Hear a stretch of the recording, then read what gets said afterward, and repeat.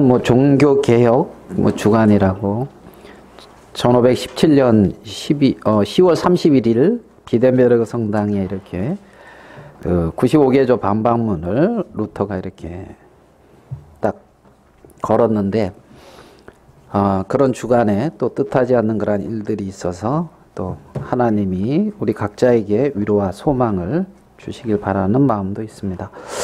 우리 출애굽기 오늘은 3장 1절부터 제가 읽어드리도록 하겠습니다. 3장 1절부터 12절까지 제가 읽도록 하겠습니다. 출애굽기 3장 1절입니다. 모세가 그 장인 미디안 제사장 이드로의 양 무리를 치더니 그 무리를 광야 서편으로 인도하여 하나님의 산 호렙에 이르매 여호와의 사자가 떨기나무 불꽃 가운데서 그에게 나타나시니라. 그가 보니 떨기나무에 불이 붙었으나 사라지지 아니하는지라. 이에 가로되 내가 돌이켜 가서 이 큰 광경을 보리라. 떨기나무가 어찌하여 타지 아니하는고 하는 동시에 여호와께서 그가 보려고 돌이켜 오는 것을 보신지라. 하나님이 떨기나무 가운데서 그를 불러 가라사대 모세야 모세야 하시매 그가 가로되 내가 여기 있나이다. 하나님이 가라사대 이리로 가까이 하지 말라. 너의 선 곳은 거룩한 땅이니 네 발에서 신을 벗으라. 또 이르시되 나는 네 조상의 하나님이니 아브라함의 하나님 이삭의 하나님 야곱의 하나님이라. 모세가 하나님 배웠기를 두려워하여 얼굴을 가리우매 여호와께서 가라사대 내가 애굽에 있는 내 백성의 고통을 정령이 보고 그들이 그 간역자로 인하여 부르짖음을 듣고 그 우고를 알고 내가 내려와서 그들을 애굽의 손에서 건져내고 그들을 그 땅에서 인도하여 아름답고 광대한 땅 젖과 꿀이 흐르는 땅 곧 가나안 족속, 헷 족속, 아모리 족속, 브리스 족속, 휘 족속, 여부스 족속의 지방에 이르려 하노라. 이제 이스라엘 자손의 부르짖음이 내게 달하고 애굽 사람이 그들을 괴롭게 하는 확대도 내가 보았으니 이제 내가 너를 바로에게 보내어 너로 내 백성 이스라엘 자손을 애굽에서 인도하여 내게 하리라. 모세가 하나님께 고하되 내가 누구간데 바로에게 가며 이스라엘 자손을 애굽에서 인도하여 내리이까. 하나님이 가라사대 내가 정녕 너와 함께 있으리라. 내가 백성을 애굽에서 인도하여 낸 후에 너희가 이 산에서 하나님을 섬기리니 이것이 내가 너를 보낸 증거니라. 우리 12절까지 읽어드렸습니다. 출애굽기 3장은 여러분도 잘 아시는 말씀이다시피 하나님이 모세를 부르시는 그러한 장면입니다. 오늘 읽은 이제 3장 1절부터 12절의 말씀 속에 우리는 두 가지 어떤 상황을 생각해 볼 수가 있는데, 첫 번째는 우리가 이 7절 이후에 나타나는 이스라엘 백성들의 처한 상황을 우리가 생각해 볼 수가 있습니다. 이스라엘 백성들은 애굽에 있었는데 애굽에서 그들이 당하는 일은 고통, 그 다음에 어떤 우고, 괴로움으로 이제 걱정과 괴로움 속에 있는 우고, 여러 가지 그러한 어려움을 이렇게 볼 수가 있습니다. 그래서 하나님이 여기서 보면 내가 애굽에 있는 내 백성의 고통을 정령이 보고 그랬습니다. 하나님이 애굽에 있는 백성들의 뭘 봤다고요? 고통을 보고 계신다는 겁니다.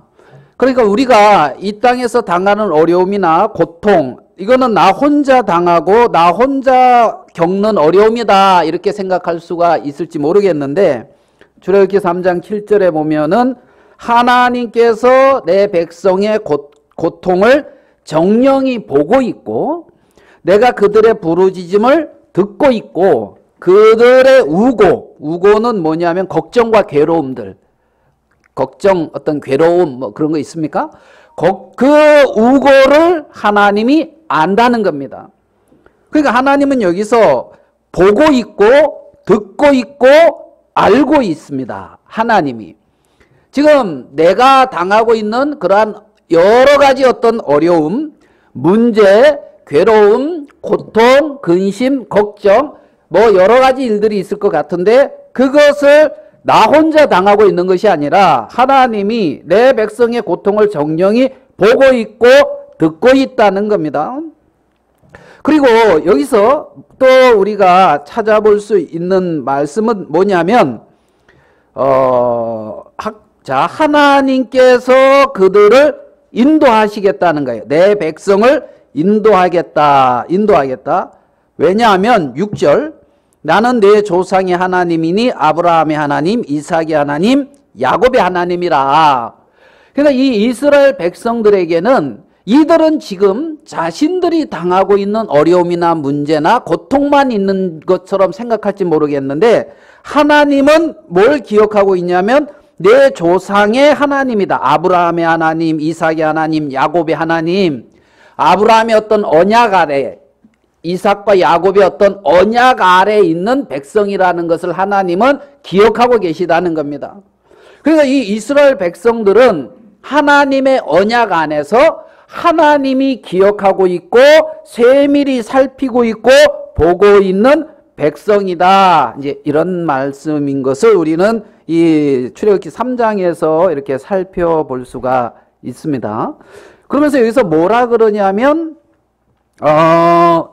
이들을 10절에 보니까 이제 내가 너를 바로에게 보내어 너로 내 백성 이스라엘 자손을 애굽에서 어떻게 해요? 인도하여 내리라. 하나님이 인도하겠다는 겁니다. 이스라엘 백성들을. 그러니까 이스라엘 백성들을 여기서 보면 이스라엘 백성들은 하나님이 택하신 백성이라는 걸 알 수가 있어요. 맞죠?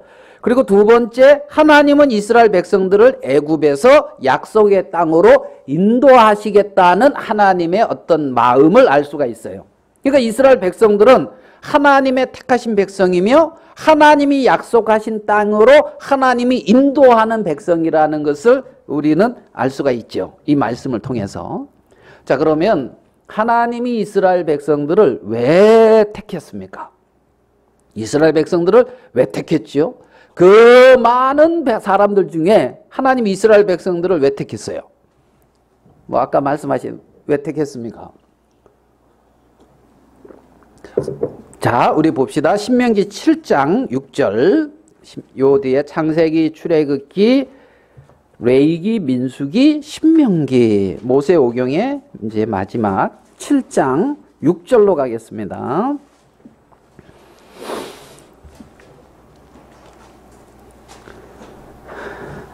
(7장 6절) 너는 여호와 내 하나님의 성민이다. 이게 백성이다는 겁니다. 거룩한 백성이다. 7장 6절입니다. 너는 내 하나님의 뭐다? 성민이다. 거룩한 백성이다. 내 하나님 여호와께서 지상 만민 중에서 너를 자기 기업의 백성으로 어떻게 해요? 택하셨나니. 하나님께서 이스라엘을 성민으로 거룩한 백성으로 자기 기업의 백성으로 어떻게 했다고요? 택했다는 겁니다. 그러니까 하나님이 택한 백성이라는 거예요. 아멘 되시죠? 우리도 이 세상의 많은 사람들 중에서 하나님이 택한 성민이다. 거룩한 백성이다. 이 말이라는 거예요. 하나님이 누굴 택했다?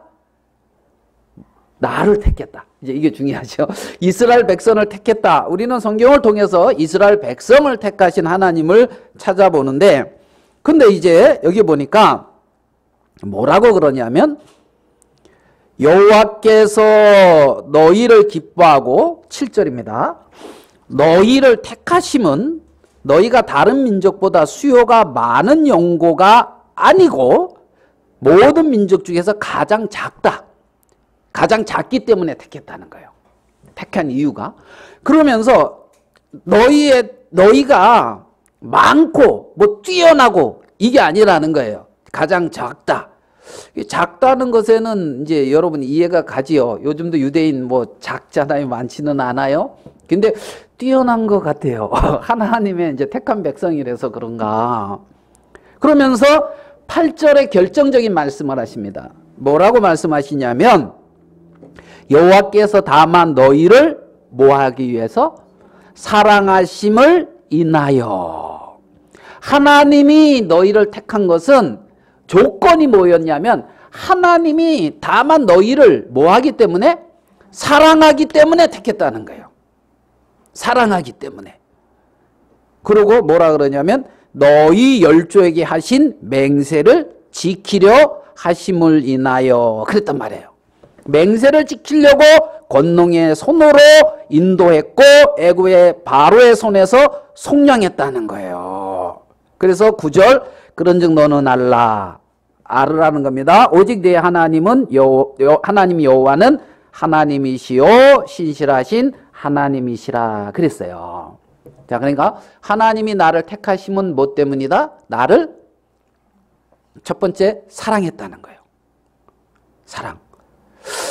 잘 안 느껴지는데 이렇게 생각이 됩니까? 느껴지든 안 느껴지든 하나님이 이스라엘 백성을 택한 것은 하나님이 사랑했기 때문이고 약속을 지키기 위해서라는 거예요. 맹세를 지키기 위해서라는. 자, 그리고 이스라엘 백성들을 이스라엘 백성들을 애굽에서 이끌어내서 가나안 땅을 준다 그랬잖아요. 그러면 가나안 땅을 주는 이유도 있잖아요. 조금 9장으로 넘어가게. 신명기 9장 6절.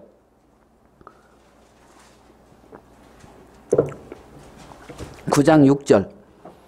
그러므로 내가 알 것은 내 하나님 여호와께서 내게 이 아름다운 땅을 기업으로 주신 것이, 하나님이 기업으로 애굽에서 이끌어내서 가나안 땅을 기업으로 주신 것이 내 의로움을 인함이 아니라 너는 목이 곧은 백성이다. 너는 뭐다? 목이 곧은 백성이다. 오늘 누가 목이 아파서 못 왔다 그러는데 하나님은 너는 목이 곧은 백성이다. 이렇게 말씀하고 있는 거예요. 목이 곧은 백성이다. 네, 목이 아파서, 그래서 목이 아프면 코로나 그 목이 아니라 그러더라고. 그 목이 아니고 속의 목이 아니라 이 겉에 이게 이제 간호는. 근데 하나님은 이스라엘 백성들을 향하여 뭐다? 목이 곧은 백성이다. 너는 목이 곧은 백성이야. 자, 하나님이 이스라엘 택한 것은 많아서도 아니고 작아서고, 약속의 땅으로 인도하신 것은 목이 곧은 백성인데 인도했다는 거예요. 자, 그러면서 이게 봐봐요. 뭐라고 또 말을 하냐면 9장 6절 읽었죠? 7절 뭐라 그랬습니까? 너는 광야에서 네 하나님 여호와를 경록케 하던 일을 잊지 말고 기억하라. 내가 애굽 땅에서 나오던 날부터 이곳에 이르기까지 뭐라 그랬습니까? 늘 여호와를 거역했다. 늘 여호와를 거역했다. 자, 이게 하나님이 백성들을 보는 관점입니다. 늘 여호와를 거역한 백성. 한 구절만 더 볼게요. 넘겨서 24절. 9장 24절. 뭐라고 되어 있습니까? 내가 너희를 알던 날부터 오므로 너희가 항상 여호와를 거역하였느니라. 너희가 항상 여호와를 뭐 했다? 거역했다. 그게 너희라는 거예요. 그러니까 여러분이 그러니까 하나님을 향하여 거역되고 있잖아요. 신실치 않는 여러분의 모습이 드러날 때에 실망할 이유가 하나도 없는 거예요. 왜냐하면 하나님이 알고 있으니까. 이해됩니까?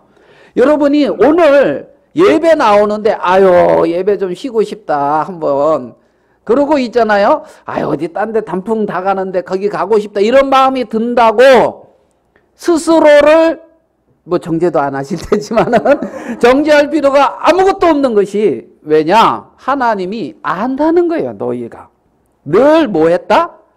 거역했다는 거예요. 너의 어떤 본질 자체가, 너의 근본 자체가 하나님을 늘 거역하고 항상 거역한 그 본질이라는 것을 알기 때문에 하나님은 이스라엘 백성들을 어디로 인도했다? 가나안으로 인도했다는 겁니다. 그러면 가나안은 왜? 거기는 여호와를 의지하고 살아야 되는 땅이거든요. 하나님을 의지하고 하나님을 기대하고 하나님으로 살아가는 땅이 가나안 땅이라는 겁니다. 너희가 항상 목이 곧고 늘 여호와를 거역하고 늘 여호와를 대적하고 있는 백성이라는 것을 하나님은 아시고 그러기 그냥 사랑해서 택하셨을 뿐만 아니라 그렇기 때문에 하나님을 의지하고 하나님을 기대하고 하나님으로 살아갈 수 있는 그 가나안 땅으로 인도하셨다. 우리는 성경을 통해서 이렇게 살펴볼 수가 있다는 거죠. 그러면 여러분 속에 일어나고 있는 하나님을 거스리고 내가 원치 아니하는 그 마음 때문에 괴로워할 필요는 없고 여러분 삶 속에 나타나고 있는 내 원치 않는 형편 때문에 어려워할 필요는 없다는 거예요. 왜냐하면 그거는 여호와를 의지해야 될 조건이고 하나님은 나를 늘 하나님을 거스리고 대적하고 있는 나를 하나님은 아시고 있기 때문에 하나님은 그렇게 아시면서 나를 사랑하고 있기 때문에 문제 삼을 필요가 없다는 겁니다. 없다는 겁니다. 이것이 오늘 3장에서 출애굽기 3장에서 살펴보는 이스라엘 백성들의 모습과 현재 어떤 상태고 앞으로 그들이 갈 가나안 땅으로 이끌고자 하는 하나님의 어떤 마음을 우리는 좀 살펴보았습니다. 여기서 이스라엘 백성들의 어떤 상황이 나오고 3장 1절에 보면 출애굽기 본문 돌아와서요. 출애굽기 3장 1절에 모세가 그 장인 미디안 제사장 이드로의 양무리를 치더니 그랬습니다. 여기에 3장 1절에는 모세의 처한 상황이 나옵니다. 모세. 그러니까 모세는 지금 뭐 하고 있냐면 장인의 양떼를 치고 있단 말입니다. 양무리를 치다.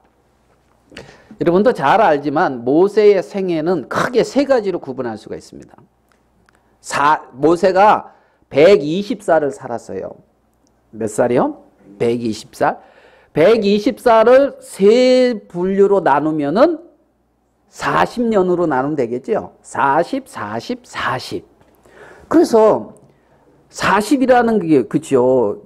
뭐 뜻이 있는지 사울왕도 40년 왕 치리를 했거든요. 다윗도 40년, 솔로몬도 40년. 그래서 초기 세 왕 통일 왕국이 120년이에요. 40년, 40년, 40년. 모세도 120년 살았는데 40으로 이렇게 나눌 수가 있어요.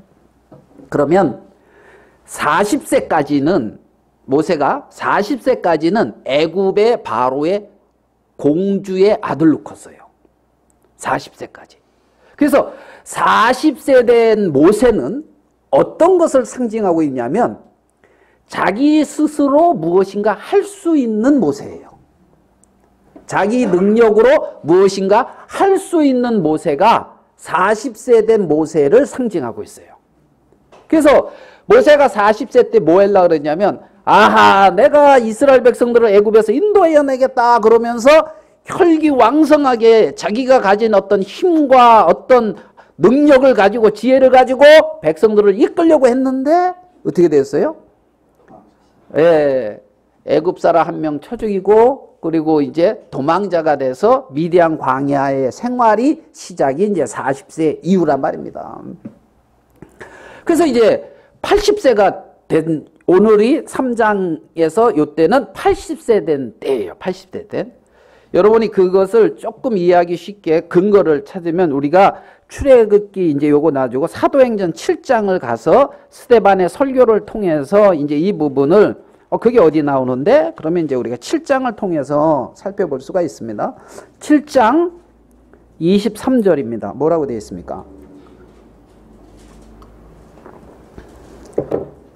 사도행전 7장 23절 나이 40이 되매 그 형제 이스라엘 자손을 돌아볼 생각이 나더니 그랬죠.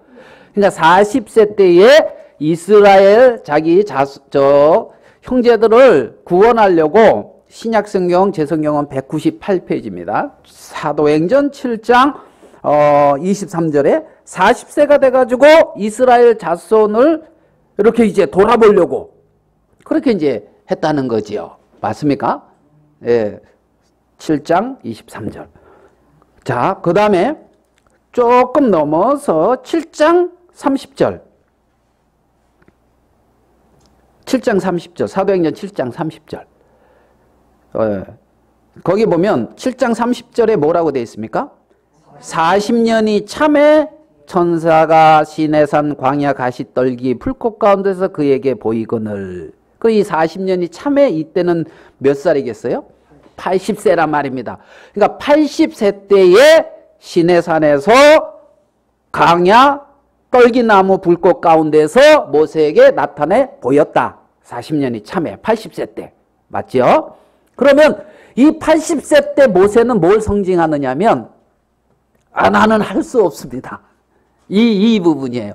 나는 내 스스로 일을 할 수 없습니다. 이게 80세 된 모세의 모습이에요.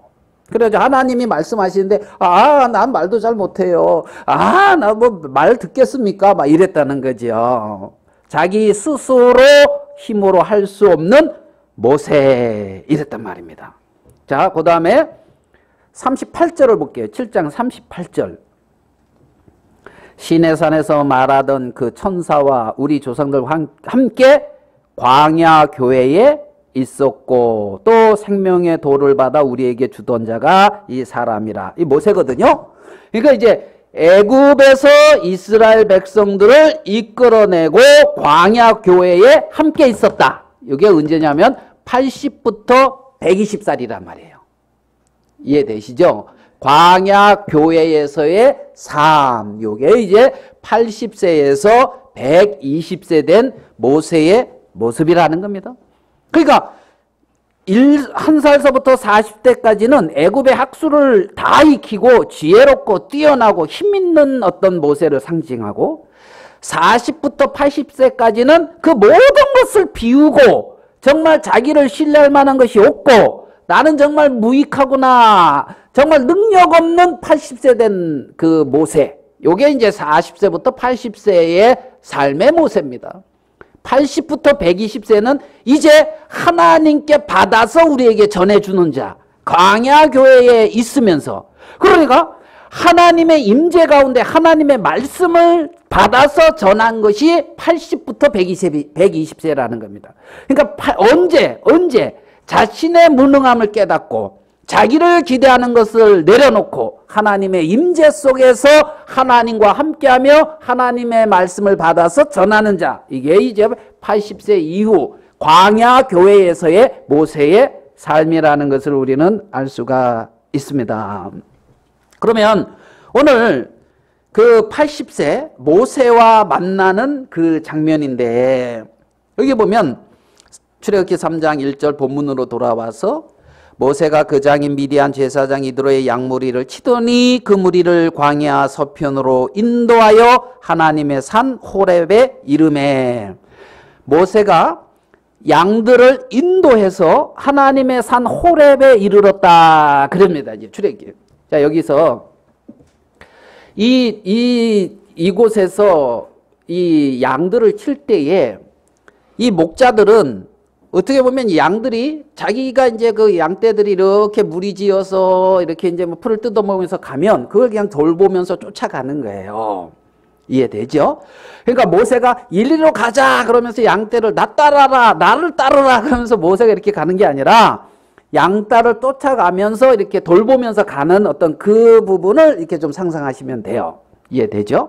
그런데 여기서 보면 서편으로 인도하여 하나님의 산 호렙의 이름에 그랬잖아요. 그러니까 인도해서 간 곳이 어디다고요? 하나님의 산 호렙이라는 겁니다. 그러면 지금 외형적으로 볼 때에 하나님이 이스라엘 양떼들을 모세가 양떼들을 인도해서 어디론가 가는 것 같은데 그게 표면적인 모습이에요. 이면적인 모습에서 보면 하나님이 그 양떼들을 인도해서 하나님의 산 호렙에 이르게 하는 하나님의 어떤 손길을 우리는 볼 수가 있는 거예요.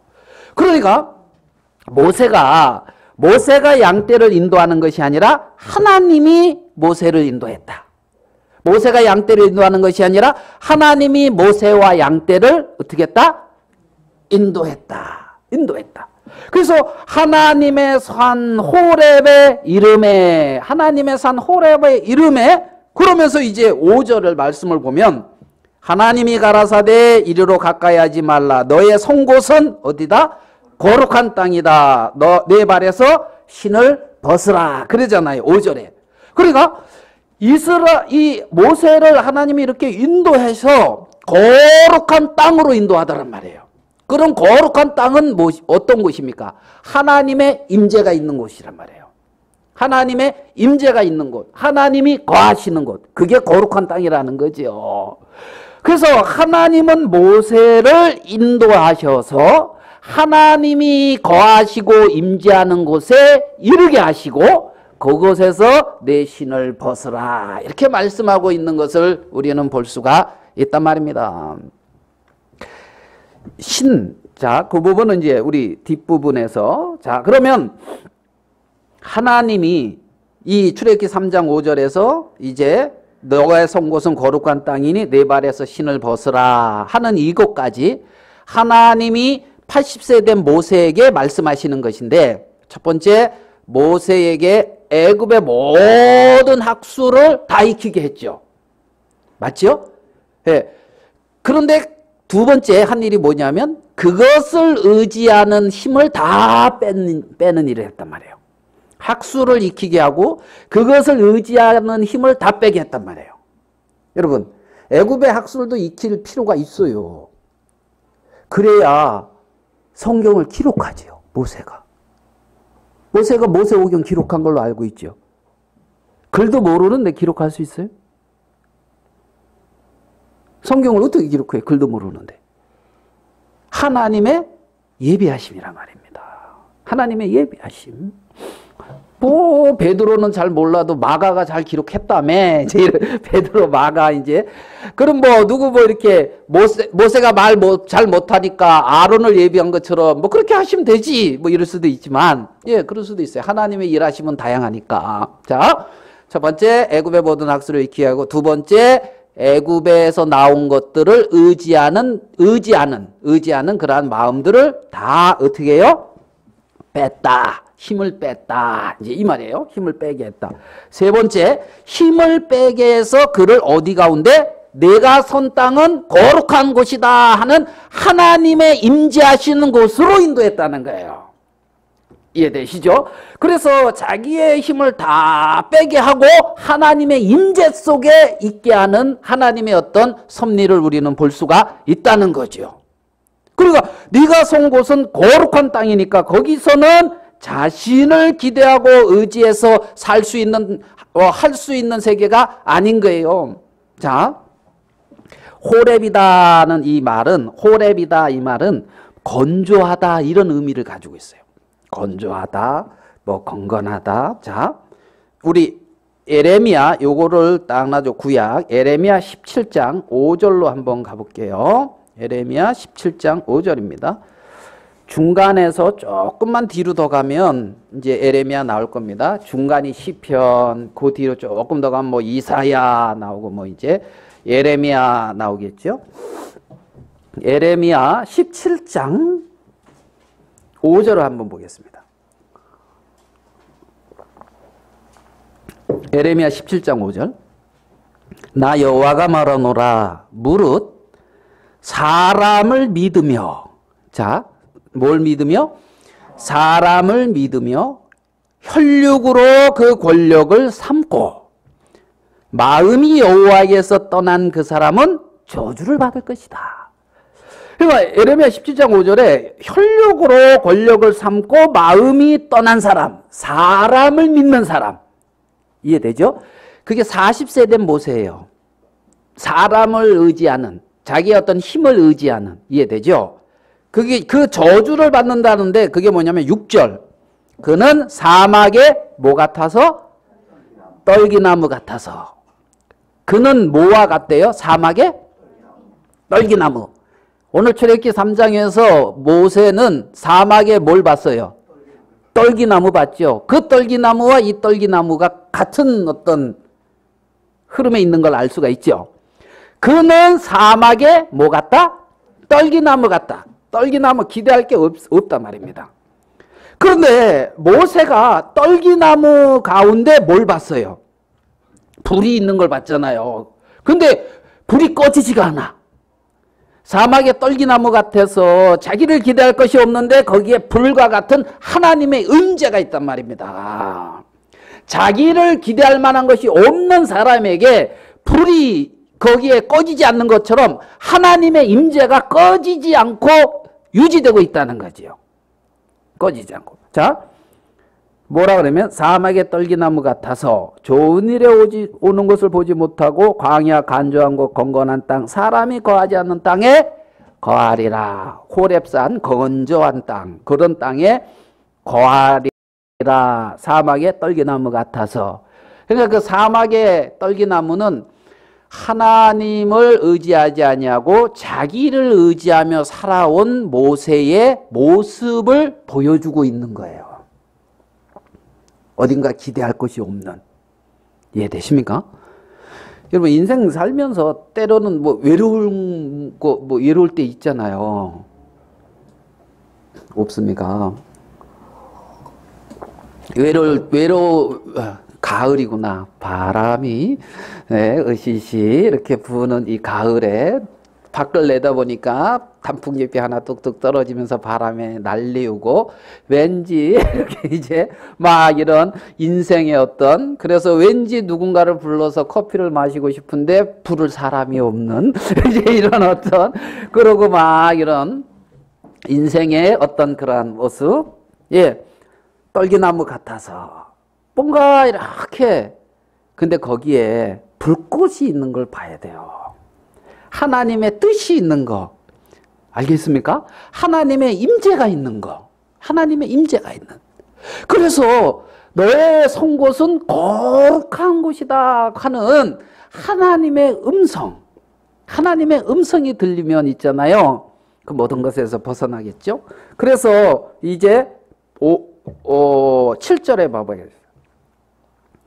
7절 17장 예레미야 7절 그러나 이걸 완전 바꾸는 얘기예요. 무릇 여호와를 의지하며 여호와를 의뢰하는 그 사람은 복을 받을 것이다. 그는 물가에 심기운 나무가 그 뿌리를 강변에 뻗치고 더위가 올지라도 두려워 아니하며 그 입이 청정하며 가무는 애에도 걱정이 없고 결실이 그치지 아니함 같으리라. 그랬단 말이에요. 여호와를 의지하는 사람의 모습이란 말입니다. 자, 그러면 하나님은 떨기나무와 같은 모세의 어떤 그러한 모습을 보여주셔서 하나님을 의지하고 주의 음성을 듣는 그 곳으로 하나님은 양떼를 모세를 인도하고 있는 것을 볼 수가 있단 말입니다. 지금 하나님은 그렇게 모세를 인도하고 있고 이스라엘 백성들은 애굽에서 고통당하고 있습니다. 이스라엘 백성들은 애굽에서 고통당하고 있는 게 출애굽기 3장의 현실입니다. 출애굽기 3장에. 근데 마지막에 보면 자 본문으로 들어올게요. 출애굽기 3장 여기 보면 3장 8절로 볼게요. 출애굽기 3장 8절 하나님께서 고통을 정령이 보고 부르짖음을 듣고 우고를 알고 8절 내가 내려와서 제가 서술로만 읽어볼게요. 내가 내려와서 건져내고 인도하여 이르게 하려 하노라. 내가 내려와서 알겠습니까? 내려오는 이유가 뭡니까?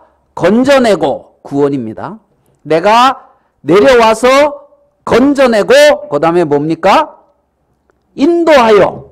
인도한다는 겁니다. 구원의 끝이 아니고 인도한다는 거예요. 하나님을 의지하는 세계로 인도한다는 겁니다.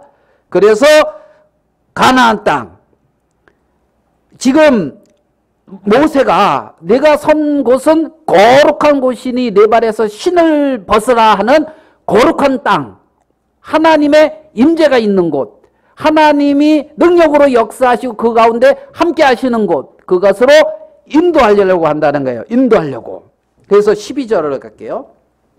하나님이 가라사대 내가 정녕 너와 함께 있으리라. 내가 백성을 애굽에서 인도하여 모세를 인도하는 것처럼 백성들을 인도하여 낸 후에 너희가 이 산에서 하나님을 섬기리니. 이 산은 어디입니까? 인간의 기대가 끝나고 하나님의 임재가 있는 그곳에서 여호와를 섬기리니 이것이 내가 너를 보낸 증거니라 그랬단 말이에요. 백성들도 이 가운데로 이끌기를 하나님이 원하신다는 겁니다. 하나님이. 그래서 모세를 인도하신 그 하나님을 백성도 하나님이 그렇게 인도하신다는 것을 우리는 출애굽기 3장을 통해서 살펴볼 수가 있습니다. 자, 우리 핵심적인 말씀, 출애굽기 3장에 우리가 잘 기억하고 있는 말씀 3장 5절을 조금 더 살펴보도록 하겠습니다. 출애굽기 3장 5절입니다. 하나님이 가라사대 이리로 가까이 하지 말라. 너의 선 곳은 어떻게 해요? 거룩한 땅이니 내 발에서 신을 벗으라. 거룩한 땅이다. 신을 벗으라. 신을 왜 벗습니까? 신을. 여러분, 어디 이렇게 TV나 이런 데 보면 어떤 뭐 신을 모셔놓은 그곳에 신당이나 이런 데 들어갈 때에 신 신고 막 이렇게 힘있게 들어갑니까? 들어가기 전에 신 벗으라 합니까? 다 벗고 들어가죠. 밖이라도 벗어야 돼요. 여기서부터 뭔가 그들이 섬기는 어떤 신의 영역이다 그러면 걸어서 마당도 걸어서 맨발로 가게끔 해요.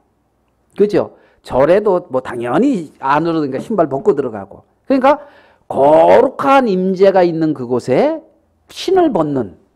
그러니까 자신의 어떤 부끄러움과 어떤 수치스러움과 죄악스러움들을 이렇게 벗고 있잖아요. 거룩한 마음으로 이제 들어가는 어떤 이러한 모습들을 이제 우리가 종교적인 그러한 삶 속에서 찾아볼 수가 있어요. 종교적인 그러한.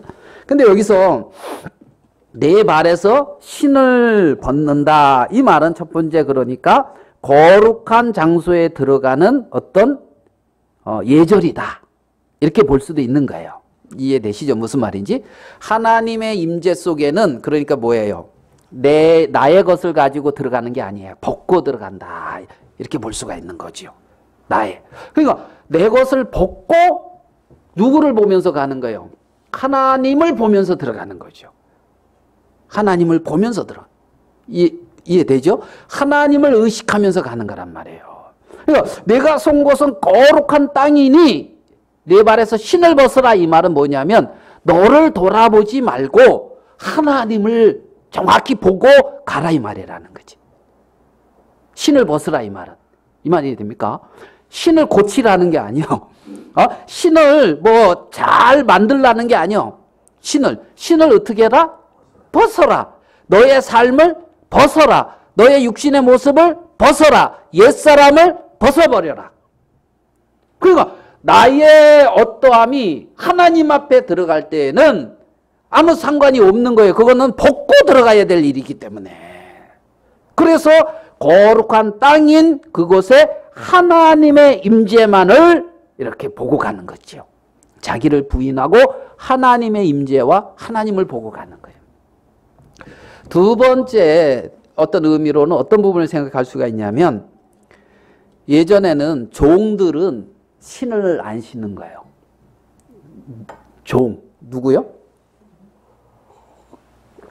종들은 신을 안 신었단 말입니다. 그러니까 내 발에서 신을 벗어라 이 말은 다른 말로 또 보면 너는 내 종이다. 이제 이렇게 볼 수도 있는 거예요. 종은 주인의 음성을 들어야 되는 거예요. 주인의 음성을. 그래서 당신의 음성을 듣겠습니다. 그러니까 내가 선 곳은 거룩한 땅이니 내 발에서 신을 벗어라 이 말은 여기서 모세는 이제 전혀 새로운 삶으로 이끌려져 갈 수 있는 출발점에 서 있는 거예요. 출발점에. 왜? 내 발걸음을 내 자신의 것을 벗고 주의 음성을 듣고 주의 음성에 이끌리는 그러한 삶이란 말입니다. 거룩한 뭐다? 땅이다. 거룩한 땅이다. 모세는 이 날도 아무 생각 없이 누굽니까? 장인의 그 양떼들을 몰고 양떼들을 먹이고 이렇게 또 집으로 돌아오고 뭐 이러한 아무 생각 없이 그러한 일상의 삶을 살았을 겁니다. 맞죠? 일상의 삶은. 근데 하나님 편에 서서 봤을 때는 이거는 놀라운 구원의 시작입니다. 이스라엘을 구원하는 놀라운 구원의 시작이 모세를 통하여 나타나기 시작하는 그 시점이라는 거죠. 이해되시죠? 무슨 말씀인지? 제가 어떤 목사님 말씀을 들었는데 목사님이 그런 말씀을 하시는데 굉장히 좀 마음에 인상이 남았어요. 뭐냐면 이스라엘 백성들이 예수님이 십자가에 못 박혀 죽잖아요. 그 장면 아시죠? 그때 밑에서 병사들은 무슨 일을 했는지 기억나십니까? 뭐 했습니까? 겉옷을 아마 4명이었는가 봐요. 4조각으로 냈으니까. 그래서 겉옷을 4조각으로 내가지고 서로 이제 가졌어요. 그 당시에는 천이 귀했단 말이에요. 그러니까 4조각 가지고 이제 속옷은 통으로 짠 거기 때문에 이건 비싼 거예요. 통으로 짠 홀이. 그래가지고 그거는 이렇게 찢지 아니하고 제비 뽑았다는 거예요. 누가 가질까? 물론 시편에 예언된 말씀이기도 해요. 예수님이 십자가에 못 박히기 전 한 2000년 전에 예언된 말씀이기도 해요. 그래가지고 제비 뽑아가지고 이제 그거를 옷을 딱 제비를 뽑아서 가졌어요. 기분 좋을까요? 안 좋을까요? 제비 뽑았는데 나한테 당첨됐어. 그러면 기분 좋아요? 안 좋아요? 엄청 좋겠지요. 와 그러면서 좋겠지요. 왜? 자 봐봐요. 그게 무슨 얘기를 하냐면 이 군인들은 그날도 군인들이 하는 일이 그냥 죄수들 못 박아 죽이고 맞지요. 그런 거 이렇게 해서 나눠 갖고 뭐 이런 일을 했다는 거예요. 그날도. 동일하게 그날도. 그런데 그 후에 십자가에 못 박혀 죽는 사람이 누굽니까? 십자가에 못 박혀 죽는 분이 누굽니까? 하나님이란 말이에요. 예수님이란 말이에요. 제비 뽑고 있는 그들을 구원하려고 죽고 있는 거란 말이에요. 알겠습니까? 그러니까 바로 위에 나를 구원하기 위해서 하나님이 우리 같은 몸을 입고 이 땅에 와서 피 흘리고 나를 구원하는 그 일을 하고 있는데 그 하나님을 쳐다보지 아니하고 일상의 삶 속에서 그냥 제비 뽑아서 뭔가 가지려고 하고 있잖아요. 무엇인가 취하려고 하고 있는 사람들의 모습이라는 거죠. 모습이라는 거죠. 얼마나 지금 대조적이냐는 거예요. 대조적. 하나님은 나를 구원하기 위해서 피 흘리고 있는데 그 밑에서 제비 뽑고 있고 좋은 옷을 취하려고 하고 있고 무엇인가를 얻으려고 하고 있는 그 모습. 하나님이 보시기에 정말 십자가에서 거룩한 정말 거룩한 땅이라고 할 수 있겠죠. 거기. 그죠? 거룩한 보혈이 흘려지고 있는 그곳에서 하나님은 내가 선 곳은 뭐다? 거룩한 곳이라. 다 십자가 밑에 있는 곳이에요. 여러분들이 있는 곳곳은 다 거룩한 예수 그리스도의 십자가 밑에 있는 곳이란 말입니다. 그런데 십자가는 안 보이고 거기서 일상의 삶만 하고 있는 거예요. 일상에. 왜? 제비 뽑아서 이거 내 거 취하려고 하고 있고 좀 더 안락하고 좀 더 편안하고 좀 더 부유하고 좀 더 이렇게 십자가에서 피 흘리고 있는 그리스도는 안 보고 있는 거예요. 나를 구원하기 위해서. 하나님은 내가 선 곳은 거룩한 곳이니 내 발에서 어떡하라고요? 신을 벗으라는 겁니다.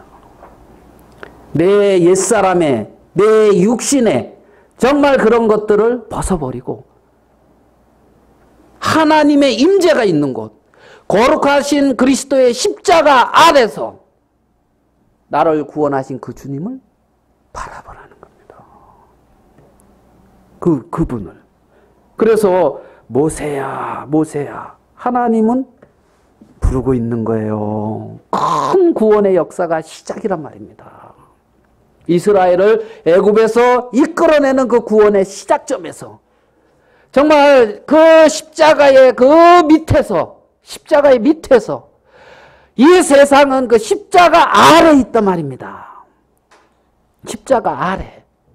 그 십자가 아래에서 십자가를 안 쳐다보고 있단 말이죠.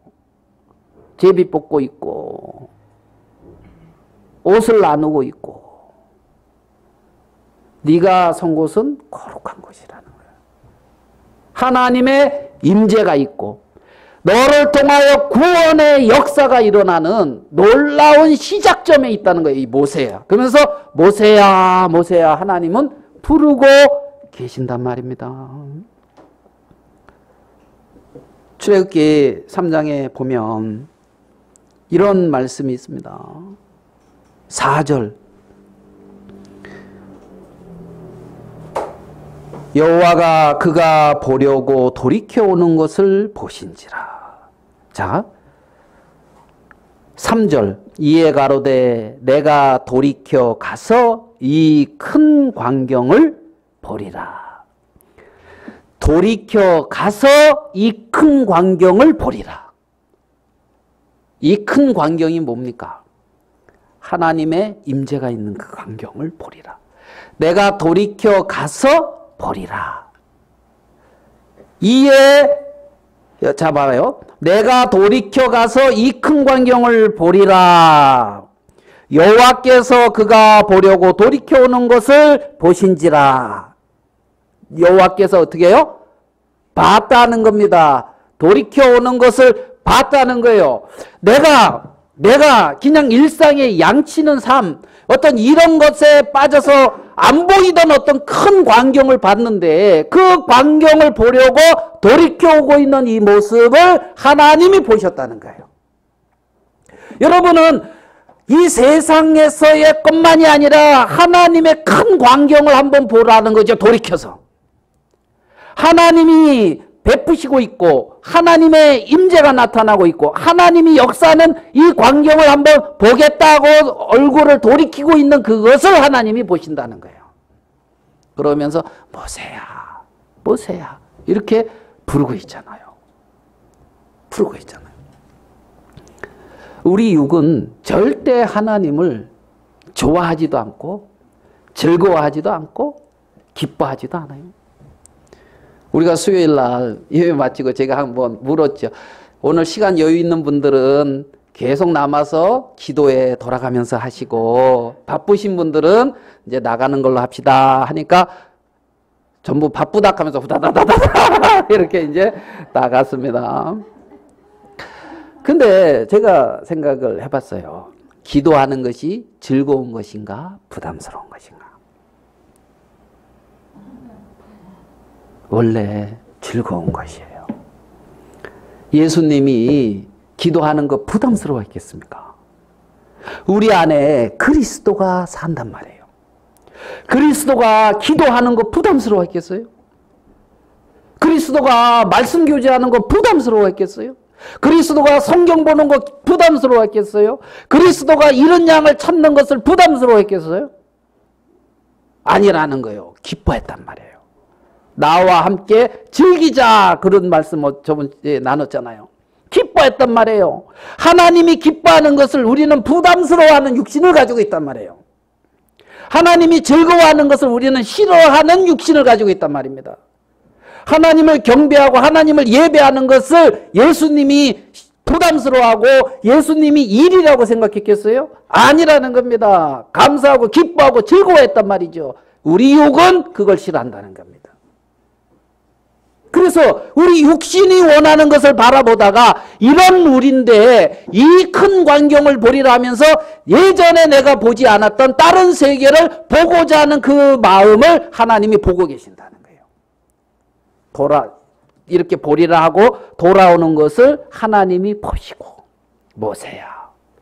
모세를 통하여 하나님이 전혀 새로운 역사들을 일으키고 있는 것을 우리는 출애굽기 3장에서 볼 수가 있다는 거죠. 제가 이 돌이켜 본다 이 부분을 보면서 있잖아요. 한 부분 한 말씀이 생각이 났어요. 우리 누가복음 22장을 가볼게요.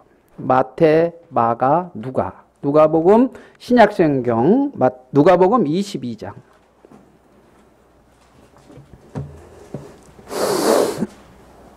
22장 60절입니다.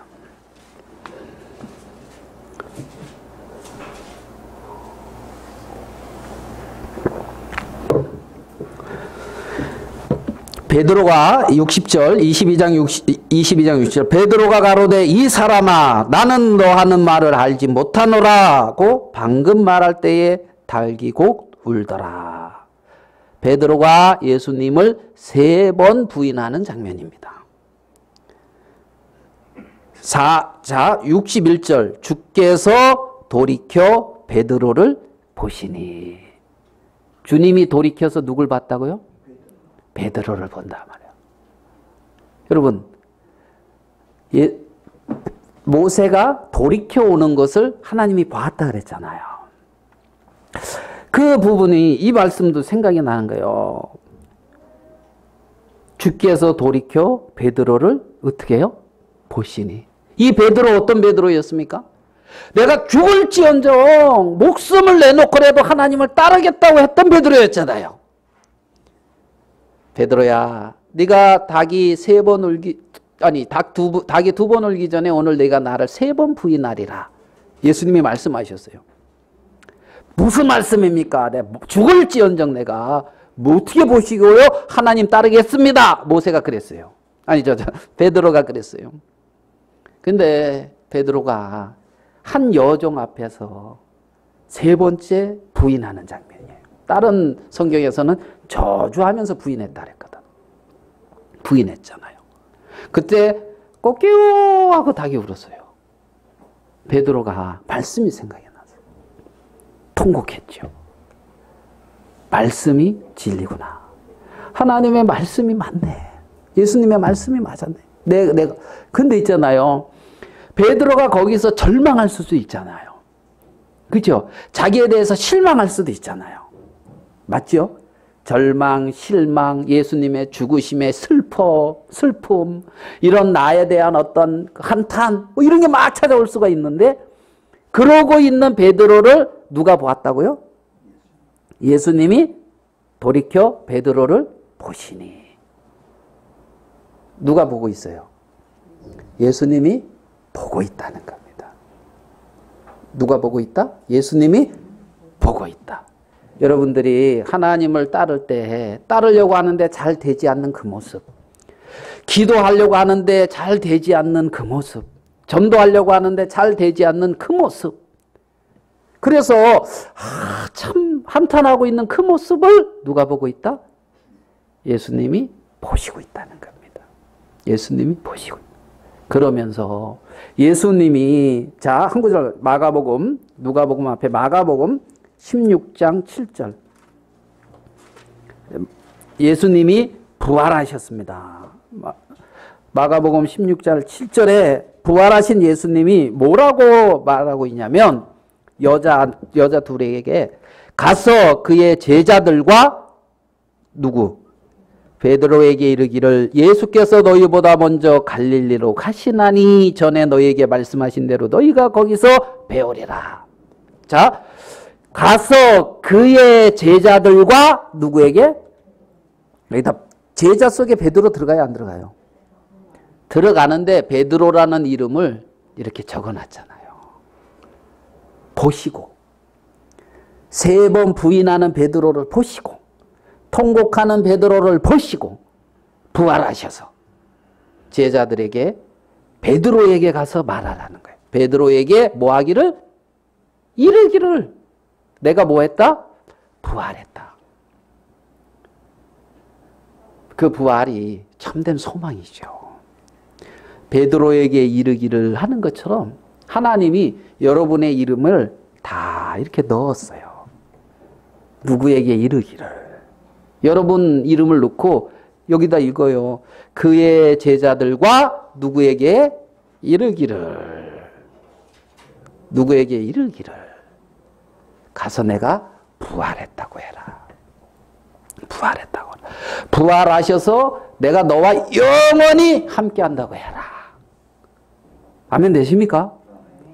예. 가서 그렇게 이르라는 거예요. 여러분, 우리 육체는 하나님을 싫어하지만 그걸 다 하시고 구원하고 인도해서 이끌어내려고 하나님이 오셨고 우리의 어떤 그러한 모습들을 보시고 부활하셔서 말씀하시는 거예요. 말씀하시는 거예요. 그러한 하나님이 우리와 함께 한단 말입니다. 부활하신 베드로께 하나님이 베드로에게 네가 나를 사랑하느냐 3번 물으셨죠. 3번 부인한 베드로에게 주여 이 모든 것을 아십니다. 그 이후에 베드로는 주의 인도를 받아가는 거예요. 자기를 신뢰하는 삶이 아니라 성령의 임재하심 안에서 하나님의 인도를 받아가는 그 삶. 나를 자랑하는 것이 아니라 나를 인도하신 그분을 자랑하는 삶. 베드로야, 네가 나를 사랑하느냐? 주님, 당신이 아십니다. 나의 어떠한 모든 것을 당신이 아십니다. 그러면서 주님이 나를 인도해 가신다는 겁니다. 인도해 가신다는 거예요. 모세를 그렇게 인도하신 것처럼 베드로를 그렇게 인도하신 것처럼 많은 믿음의 선진들을 그렇게 인도하신 것처럼 하나님은 우리를 인도하고 계시고 우리가 있는 곳곳이 우리가 있는 그곳이 하나님은 거룩한 땅이다 이렇게 말씀하고 계십니다. 십자가 밑에 있는 땅이란 말입니다. 여러분이 그 밑만 바라봐서 그렇지 고개를 조금 쳐들어보면 십자가가 있고 그 아래에 있습니다. 모든 것이. 그래서 하나님은 네가 선 곳은 거룩한 땅이다. 내가 너와 함께 할 것이다. 내가 너로 이스라엘 백성들을 애굽에서 인도하여 내게 할 것이다. 하나님이 함께 하시고 일하신다고 말씀하신단 말이죠.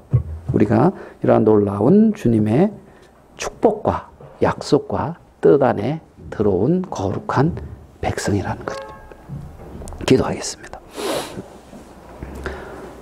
하나님 아버지, 우리 주님 앞에 감사합니다.